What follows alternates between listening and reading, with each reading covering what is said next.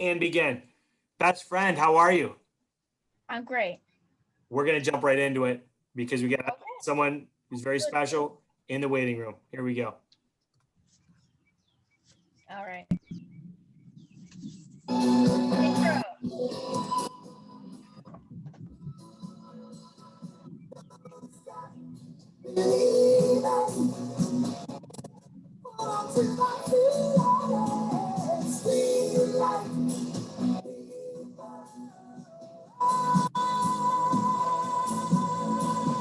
Don't stop.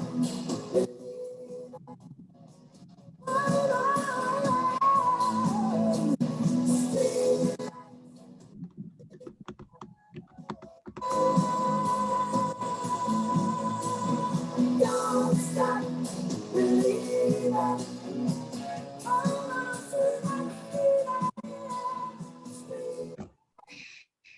Buddy, I love it every time. Every time.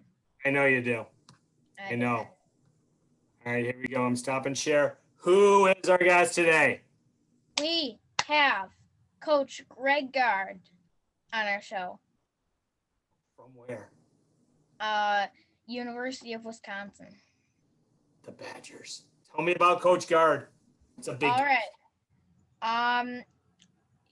He was the head men's basketball coach of Wisconsin-Platteville. No, sorry, he was not. He worked for the head basketball coach of Wisconsin. Oh, okay. Yep. He is the head men's basketball coach of Wisconsin, as you just said. And he was an assistant at Wisconsin-Platteville. What happened in 2020 when he was in the Big Ten? Well, he was the Big Ten Coach of the Year. He did get Big Ten Coach of the Year. 12 teams, right? Yeah, something like that, I believe. I think they're up to 12. I don't know why. What else? He has made the NCAA Tournament the last 5 of the 6 years. Yep. He was coaching. Yep. What else? And he's one of only 3 coaches in the last 20 years to make the Sweet 16 each of his first years as a head coach. Impressive. What else you got? He was an assistant coach at the University of Wisconsin-Platteville. He was. Before. And he was an assistant coach at the University of Wisconsin-Milwaukee from 1999 to 2001. Yeah, and with the Badgers from 2001 to 2015 with Coach Ryan. Where did he graduate college? He graduated at Wisconsin-Platteville in 1995. Yep. How about his coaching? Was he coaching at that time? Yeah, he actually was.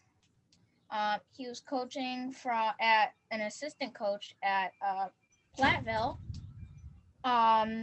from 93 to 99. So yeah, he was coaching for a while there. What was their record like when he was coaching at Platteville? Well, he had 161 and 13 record, and wow. He won 3 championships with them. Yeah, that staff was amazing. Yeah. And he was an assistant coach at Southwestern High School in Wisconsin from 1990 to 93. So he was coaching right away. I got a couple facts I'm going to throw in before we let him in. I know that before he took over the Wisconsin program, he was ranked as one of the top assistants in all men's basketball. And he was even ranked specifically with his X's and O's as a top 3 or 4 guy in the country, which is impressive. And I also know his brother, Jeff, he was working at Platteville when I was there. And he's the head men's coach there right now. So let's let Coach Gard in. Let's let him in. All right. And something happened with our connection. Let's see what happened with Coach. Okay. I'm gonna see what happened. We haven't had this happen yet, but we'll see what happens. All right. And I'm gonna text him right now. We're just gonna keep recording and just roll with it. Yeah. I'm gonna do memorabilia minute. This was something Go we ahead. got at the championship game. Final four for the North Carolina Virginia game. We just got him back. Hey, We just got him back. We've never had it happen before, but we just roll with it, Coach. Okay. We lost you, and we got you back. And Zane just right. rolled with it like a pro. He went into memorabilia minute. I didn't have to say a thing. I was texting you. Okay. Welcome to the Perfect. Just pretend we were on a commercial break. this is what I got from the Go game. ahead. He got that at the NCAA Oh, lacrosse Okay. Final Four. Okay, cool. And I also got this best Big Ten coach. I like that. He did bring that to your when you guys beat Villanova as an 8 seed. He had that at that weekend. Okay. And I got this for my 10th birthday at the Penn State game versus Wisconsin. So Oh yeah. Yep. got signed.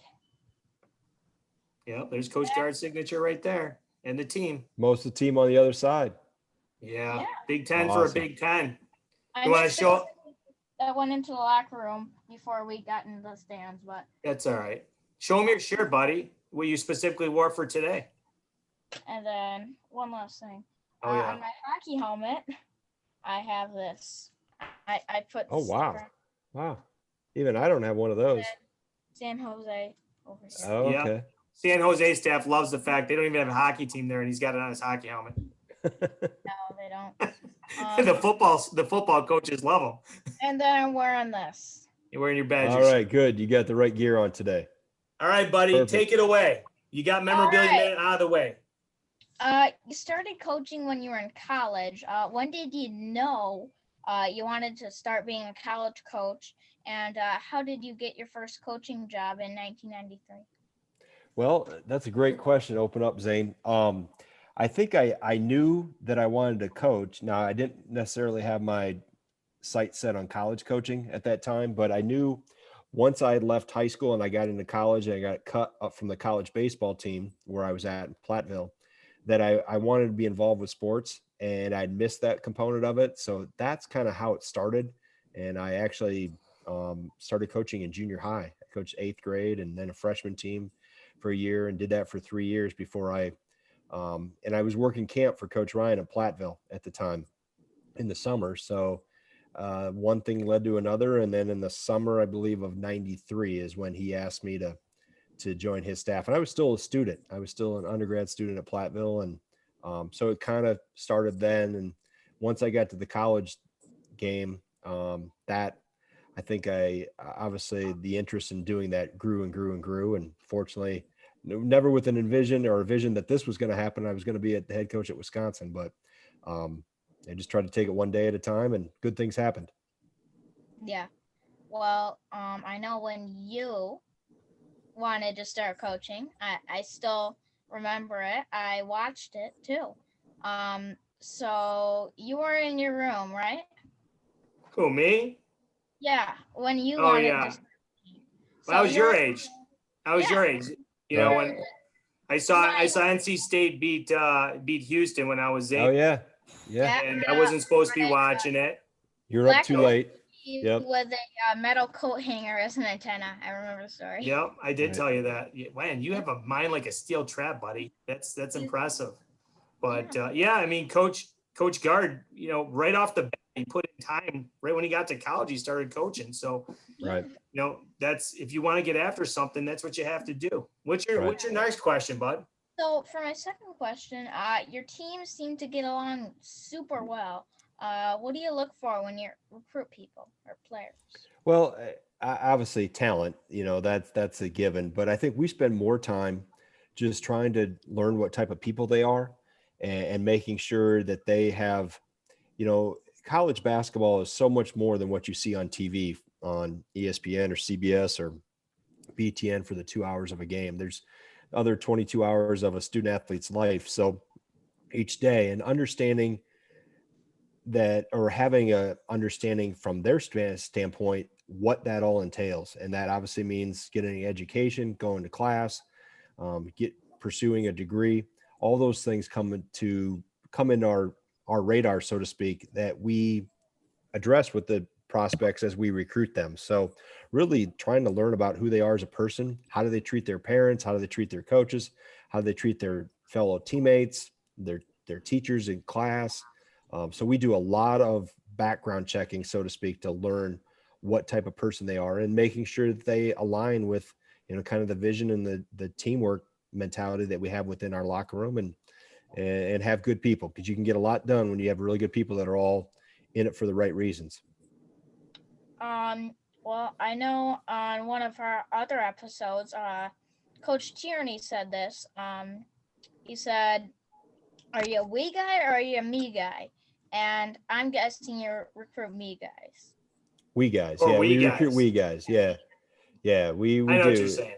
Yep, Yeah. I know exactly what you're saying. Yeah, I'm very careful. In fact, Zane, I'll even go through articles when I find them in the newspaper or online where a recruit gets interviewed, and I will count. I'll take my highlighter right here, and I'll go highlight how many times they say I or me or my in the article. And if I don't find very many, that tells me where their mindset is, that they want to be a part of something or are a part of something bigger than themselves. If I find a lot of me or my or I, and they're talking about themselves a lot, that's not always a red flag, but a lot of times that tells you what is important to them. And we want to make sure that we find very selfless guys and people that, again, want to be part of something bigger than themselves, play for what's on the front of the jersey, and be surrounded by guys that are like-minded and all pulling for a team-oriented goal first. And then the individual accolades come when the team has success, and having people that understand that's really important. It's fun to watch you guys on TV in person. They really do pick each other up. There's great leadership. You can see it. If you watch enough sports, you can pick up on that stuff. Right. Dane watches a ton. Obviously, I watch a ton now in quote. Yeah, and you see teamwork all the time in whatever, there is a fancy word for it, assists, that's teamwork. Right. Absolutely. Yeah. And and you can tell when you don't have it too. And it probably, for those that are accustomed to it, like we are, where it's normal, it probably becomes more evident if you are lacking in a certain area that regard. Sure. And connectivity, chemistry, the pandemic wreaked havoc on some of that for us. We weren't able to spend near as much time together. Couldn't eat together, didn't have our summer together, didn't practice together. So that eroded some of that. And not that everybody had to deal with that, but we are very dependent on that chemistry and that camaraderie and that togetherness. And that takes time to build. That doesn't happen overnight. That's not some magical speech that I give. That's a bonding that takes place with teammates over time. And Zane, what Coach is saying is true. It has to be earned. You earn the respect of your teammates.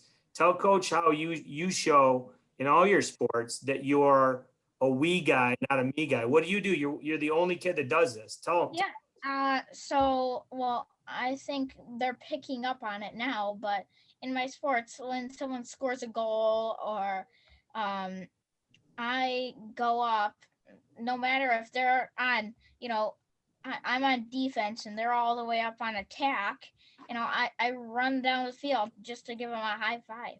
Right. Every time. Every time. Yep. Right. No, that's great. That's great. That's a great role model. A lot of times your actions as a leader can speak many more words than you can ever say out of your mouth. So that's a great, a lot of people see that, teammates see it. You're setting a very good trend for what's important to be a good team. Trying to work with the culture at youth sports too. So, buddy, what's your next question? Okay.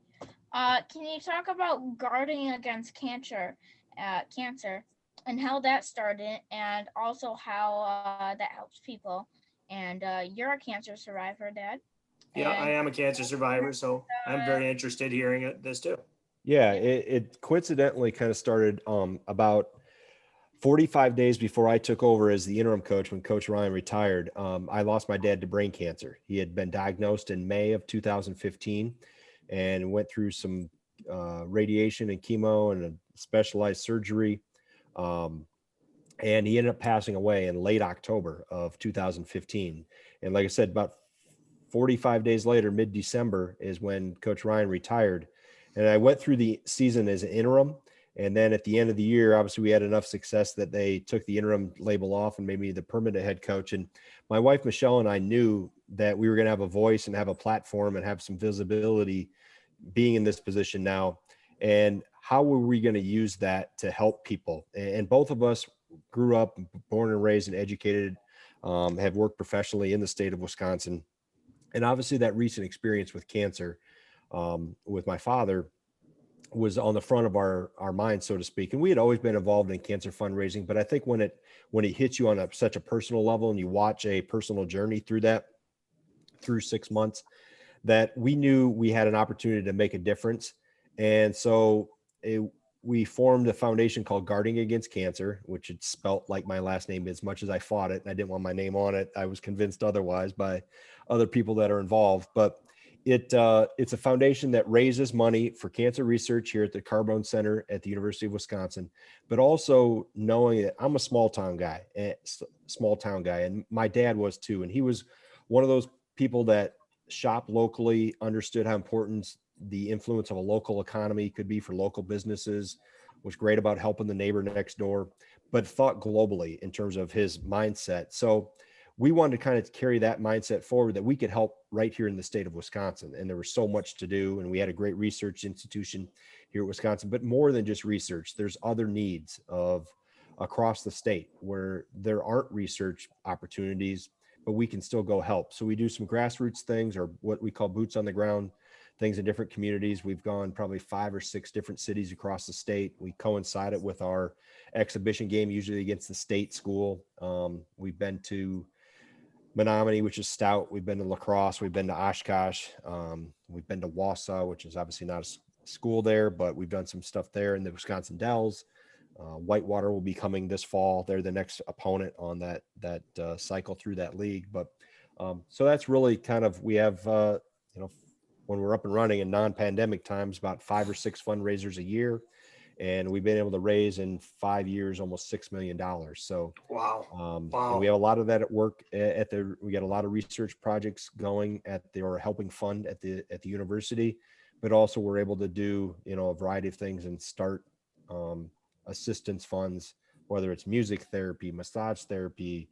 I think we've helped with some gas and transportation for patients that have to travel long distance for their treatments in the remote areas and rural areas around Wisconsin. So we really tried to encompass the whole state and put our arms around the whole state. And people have been so generous and so welcoming and so philanthropic with their generosity to help get this off the ground. And it's been awesome to watch that. And it's unfortunate, that we live in an age where we're making progress with the disease, but the cancer didn't take a time out during the pandemic while the coronavirus was center stage. It was still wreaking havoc, and we did some virtual things and were able to raise some money that way, but we're looking forward to getting back out and meeting people across the state and getting back to fully being able to fund assistance and continue to try to fight this disease.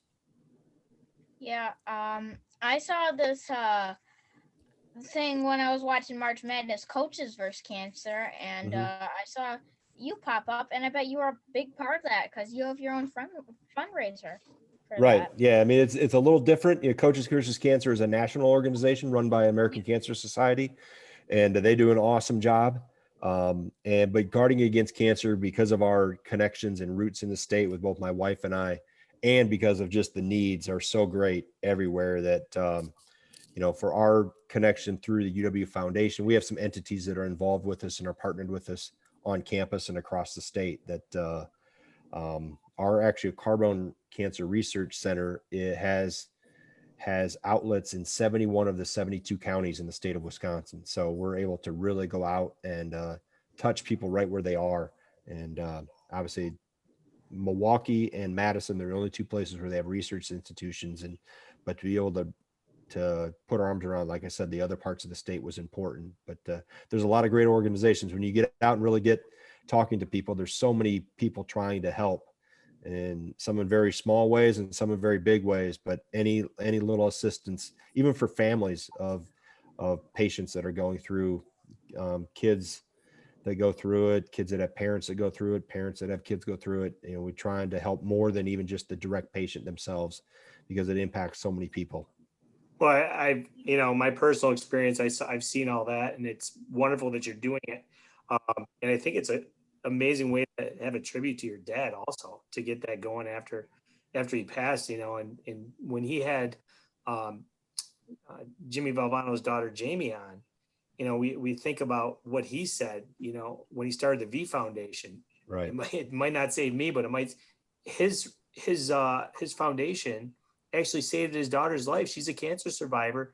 And some of the research that went in from the V Foundation literally saved her life. Right. It's full circle. So, right. That's awesome that you guys are doing that. And, Yeah. It's ironic you bring up that about it might not save you, but it might save somebody else.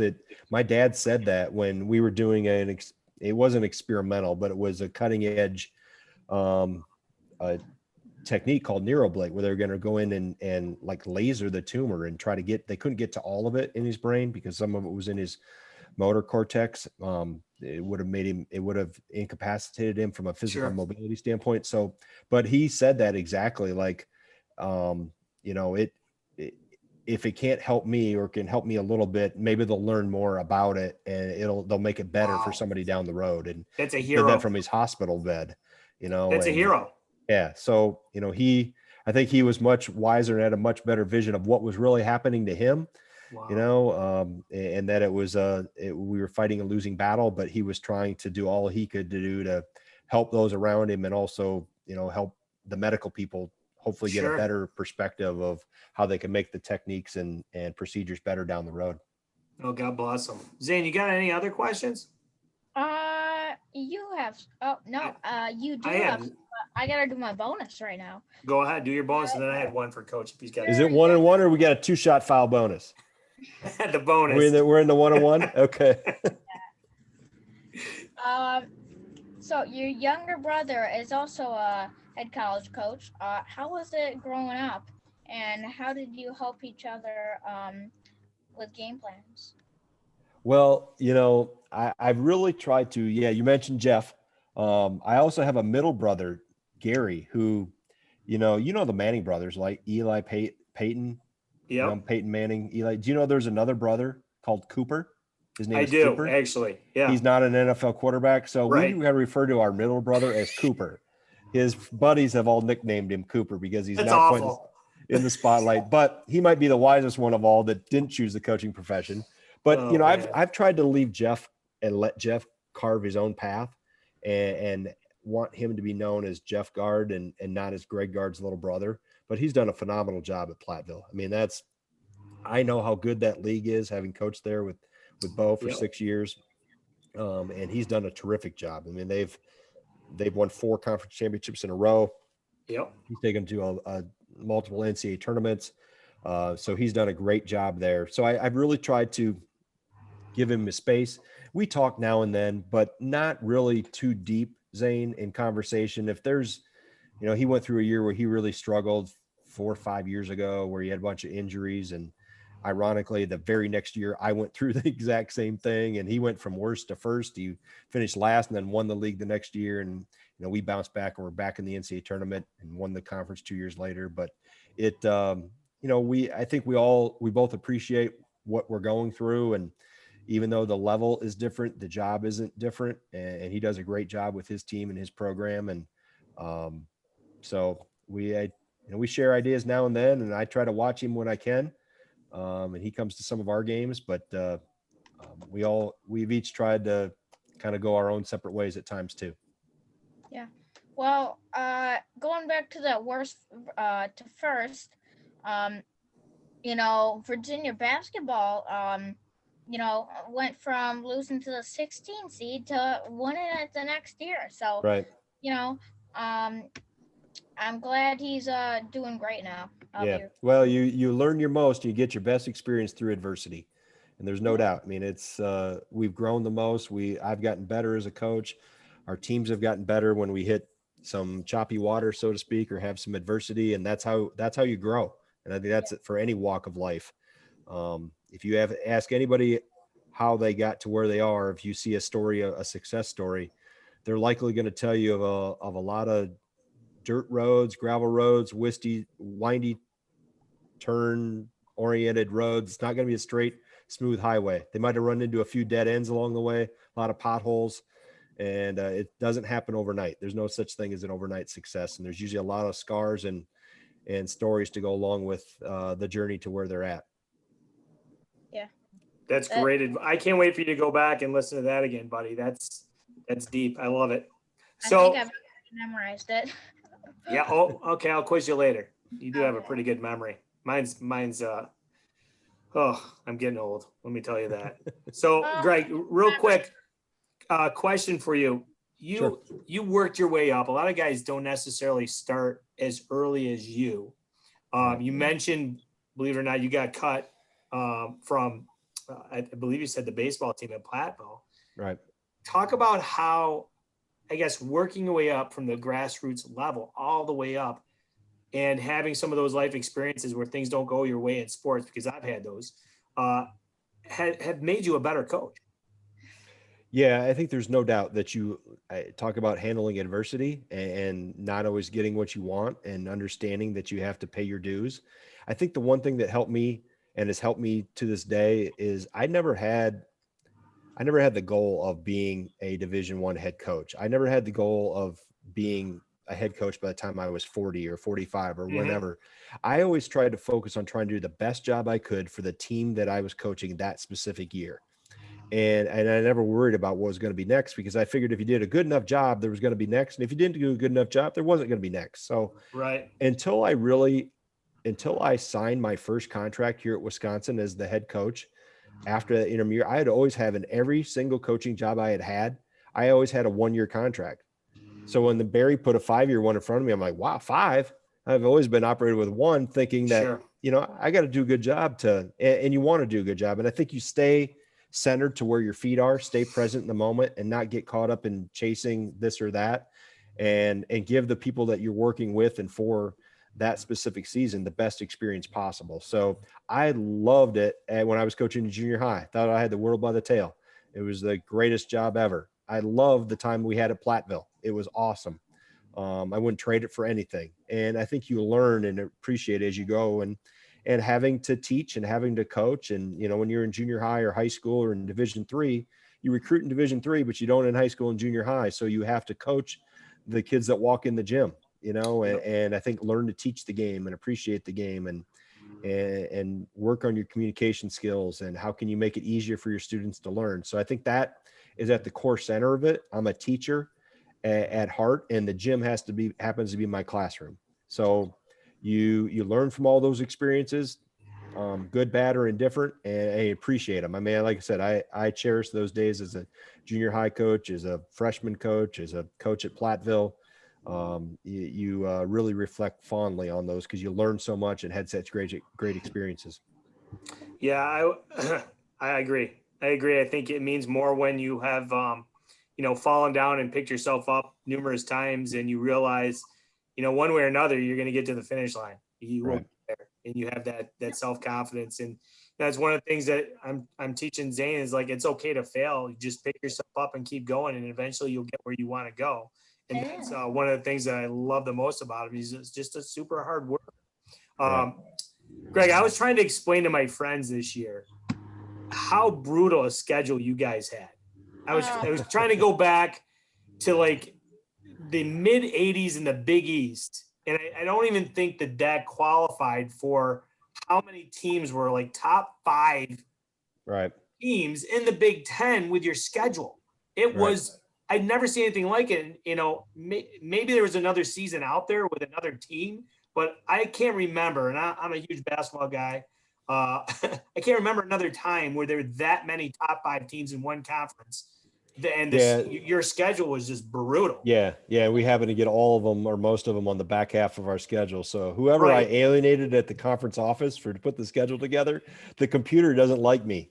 But anyway, no, it did. And they had some things out analytically that there was a year of the ACC, and I think there was a year of the Big 12 that was statistically comparable. We had passed both of them this year. I think it was hardest year or most competitive year in terms of where teams were ranked and all the analytics and pieces of that puzzle that go to it. But yeah, I've been in this league 20 years now, and it was never like this. We've had elite teams, Sure. but we've never had this many. Now, March didn't treat us real well with getting teams to the Final Four, and that happens. I mean, we've had really good teams that don't get out of the first weekend, and or teams that get a little farther than you thought they would. So it's about matchups and those things when you hit the March. And it's 40 minutes, you have 10 bad minutes, and you're going home. So that's a small test of it. And I know a lot of focus gets put on what happens in March, but it was as competitive. The middle has gotten better, and there really is no bottom anymore. There's no cellar door that you can just, 15 years ago, you could show up. If you had a pulse and could fog a mirror up, you were going to win at specific schools in the league. And now that's not the case. It's not the case. Fans, we have the best attendance. We've led the country in attendance for 45 straight years. It's great coaches, really good players, usually very mature players, and it's an older league. So you're not have the luxury of picking on a lot of freshmen. So it challenges. It's great for fans. It's great for our student athletes. I started this, I had a full head of hair.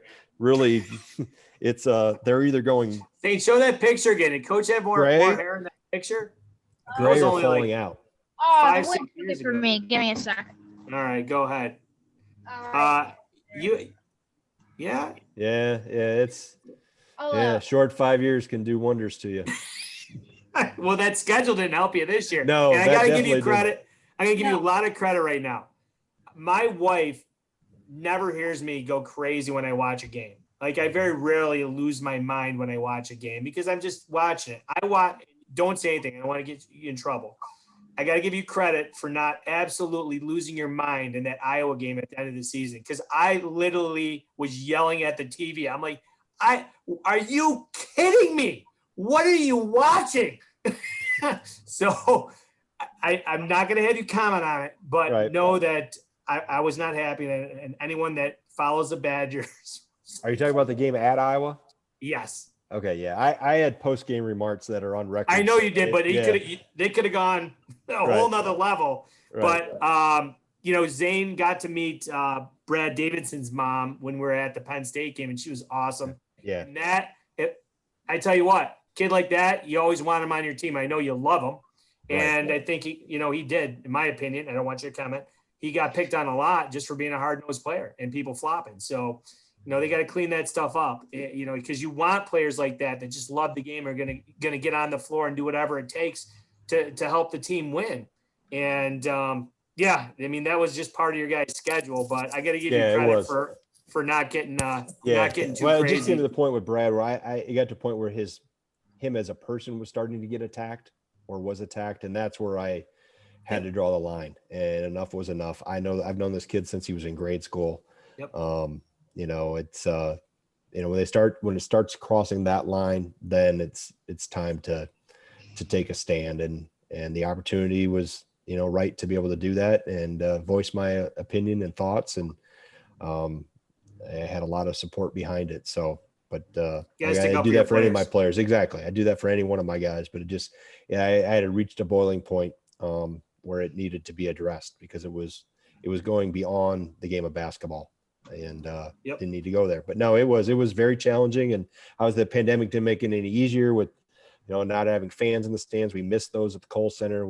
Cardboard cutouts were not the same. They couldn't help me with officials quite as effectively, and obviously it's harder to coach with a mask on and can't communicate as well as you want to. And I know our players missed the energy just playing in the NCAA tournament against North Carolina at Purdue. We had fans in Mackey Arena, and not a lot, but just a little bit of energy that our fans brought was a difference, and you guys really brought it. Yeah, we did. And I think our players fed off of it. They definitely sensed that, and were, kind of playing to the crowd a little bit, because they had missed that so much. You never want to take it for granted, because it's like I said, that we missed that, and I know our fans miss being a part of those experiences too. Yeah. Well, Zane, Coach has spent a ton of time with us. It's Friday. I know that you've been waiting to have him on. I know you're very pleased that he was able to take the time. So why don't you say your goodbyes and thank yous, and we'll let Coach enjoy his weekend. Hey, Zane, I got a question for you though. Can I ask you a question? Sure. Now you got a pretty well decorated. Is that your bedroom you're in? Yeah. Okay, it's pretty well decorated. I don't know if it's staged for your show here or anything, but what's your favorite thing? I see Fresno State, Boise State, Arkansas. What's your favorite thing that's displayed there behind you? What's one thing Non-Wisconsin. Yeah, non-Wisconsin. Can't be Favorite Wisconsin. thing other than Wisconsin. It's not behind me right now, so Okay. I honestly, I can't choose. You got to pick one thing. Pick one thing. Maybe this, Matt Spurk signed it for me, or my Buffalo helmet over here. Oh yeah, Okay. he got a UB. I mean, and you know those guys. Those guys are all Whitewater guys. They went to University. Yeah, they just left to go to Kansas. I know. Lance Leipold, yeah. Zane's first guest was Grant Murray. It's just over here in this area, not over here. I'm not doing it. That UB helmet. His first interview for his show was Grant Murray, who played at Whitewater for Lance. Okay. And we went to a game after, believe it or not, Brett had him out to Arkansas. He randomly, you don't even know this. He randomly at age 5 said he wanted to go to a Razorbacks game because he liked their logo. I'm like, are you kidding me? So I just I played it off. I'm like, what 5-year-old? He doesn't even know geography. I'm like, take it to Arkansas. Right. Then 6 months later, he asked, he goes, are we going to this game? I go, why do you want to go to Arkansas?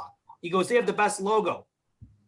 I go, maybe. Hey, now you know the marketing. Now you know the marketing, why uniform color and shoe design and everything, and how it impacts the younger generation.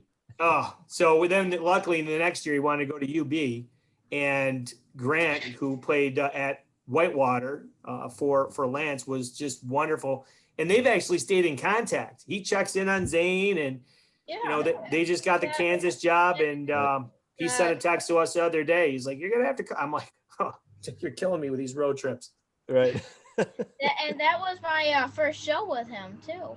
I know. Okay. I just said that. Yeah, you're right. Cool. You did a great job with it. All right, say goodbye to Coach. All right. Thanks for being on my show, Coach, and spending time with me. Well, appreciate you having me on, Zane. Good luck with all your future shows. You're off to a great start. Thanks. Thanks, Greg. Tell your brother I said hey. I will. All right, take care. All right, we'll see you. Bye-bye. All right. Coach Gard. All of these guests are always amazing. Yeah, I really do. I believe 100%. 100%. This canvas. You want to hear what I was saying? You just took off? What happened? Okay. Oh, we forgot to show them that. Well, we'll send them the link. Yeah, you got that too. I love that. This was real. It's on canvas. I love that. But I really do think that when you work your way up, like Coach did, you have to be good when you do that. Number one, you appreciate it more, and also you understand what it takes at all those levels. Yeah, and you also deserve it when you do that. I think so. I think you talk about paying your dues and putting the work in, and it means more. It means more. And I'm looking forward to you going back and listening to some of the great stuff that Coach said about getting to where you want to go. It's never going to be, hey, here's where I'm going, and you just boom, you get there. You're going to have things that are going to happen. It's not a straight highway, like he said. There's going to be some dead ends, potholes, all that. Well, you did remember it. You're good. Before we go, best of the week. All right. I'm going to share screen. Do you want to set it up, or do you want me to just show it? Just show it. I'm going to show it, and then you can talk about it. We haven't done this, so just show it. Okay. Here we go. Hold on. Let me get the clip here.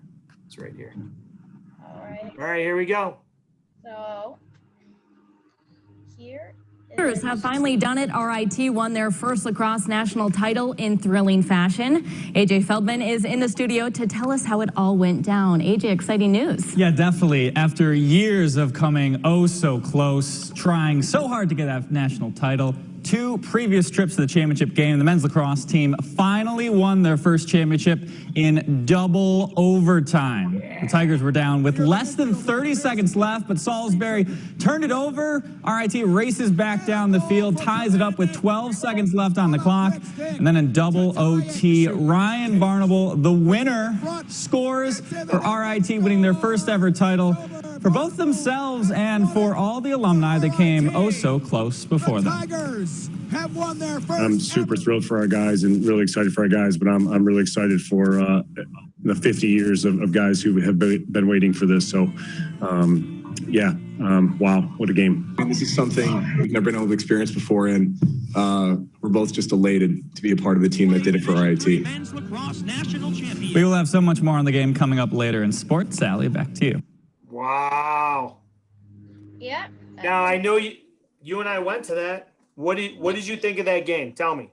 It was pretty crazy. We were in the RT section when they scored too, and it went crazy. It did. What do you remember about that game? I mean, was RIT winning the whole game or what? No. What do you remember about it? Well, the first half, end of the first half, they were winning 9-7, something like that. They were up 2 at halftime, yeah. With 4 minutes left, they end up losing by 2, like 11-13, and then they actually so they scored once, and then with like 40 seconds left, they score again, and Salisbury was gonna run out the clock, but they stole it from them. Yeah, they're gonna run out the clock, and then they got the ball back and scored with 12 seconds left in regulation. 12, yeah. Yep.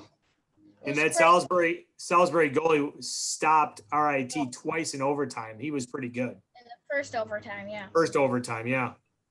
And then So- how many seconds did they have in the shot clock when they scored the game winner? 7. That's Ball it. went out of bounds with 7 seconds left behind the goal, and then they made that pass. It was incredible. I'm glad I was there with you. Yeah. It was fun. Really Did you have a good time? Yeah. You want to do a shout out to the other champs you saw from Syracuse? Yeah, Lemoyne. Lemoyne. Yeah, they won. Their soccer program, women's, was really nice to my sister. She has Yep. her own channel.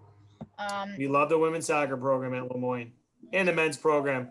Yeah, I think and Coach wants to come on your show, the men's coach. So we'll talk about it. that would be cool. All right, bud, take it away. We are wrapping up another great episode. So let's do it. As Jimmy Valvano said, don't give up. Don't ever give up. Bye. Great episode. You know what I love is how straightforward and honest Coach Gard was. Yeah, You're going to love going back and listening to his answers. I will. Be good for a long time. He's got the recipe for success. He Yeah. really does. Good guy, hard worker, great coach. And he gets the right people in. Attitude, character. Yeah. Love you, buddy. Another fantastic episode. Keep rocking it. Proud of you. See ya. Bye. Bye, everybody. Bye.